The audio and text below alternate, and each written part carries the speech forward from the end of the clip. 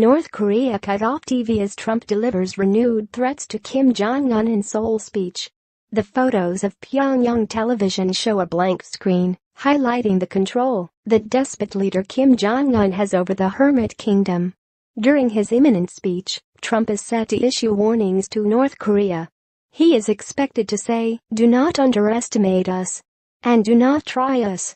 The aggressive rhetoric from the president is the latest attack in a word war between Trump and Kim Jong-un. A British diplomat recently claimed that the U.S. is looking at a whole range of military options with North Korea as tensions rise on the country's peninsula. Tim Willesee, a former ambassador that worked with the Foreign and Commonwealth Office for over 27 years, has stated that, whether through diplomatic or military efforts, the U.S. will do everything to prevent despot leader Kim Jong-un from gaining nuclear capabilities. He said, "There are now 3 United States carrier strike forces operating in the Pacific for the first time since 2007. The USS Nimitz, USS Ronald Reagan and USS Theodore Roosevelt represent tangible evidence of American military power." General Joseph Dunford has described their presence as coincidental, but of one thing we can be sure, far from being a matter of chance, the deployment will have been carefully considered in Washington.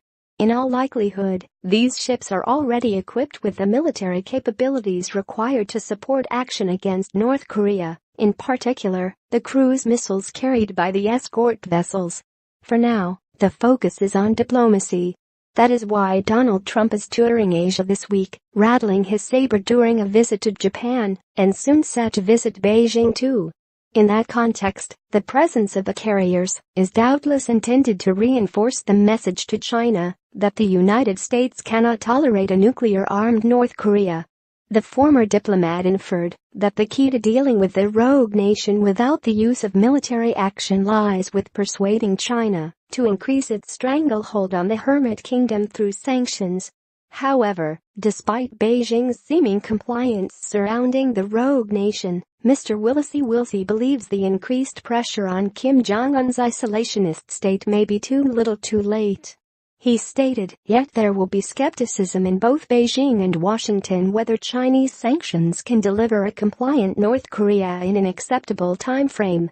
It will be difficult for China to bring the Kim regime to heel even with the United States willing to provide assurances, both to Pyongyang and Beijing, that Washington would recognize a non-nuclear North Korea, and that the U.S. has no territorial ambitions on the Korean peninsula.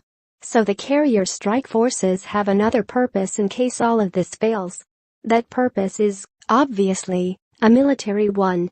In anticipation of the failure of Chinese diplomatic and economic pressure, the Pentagon will have been looking at the whole range of military options. None of them is attractive, and all of them are risky.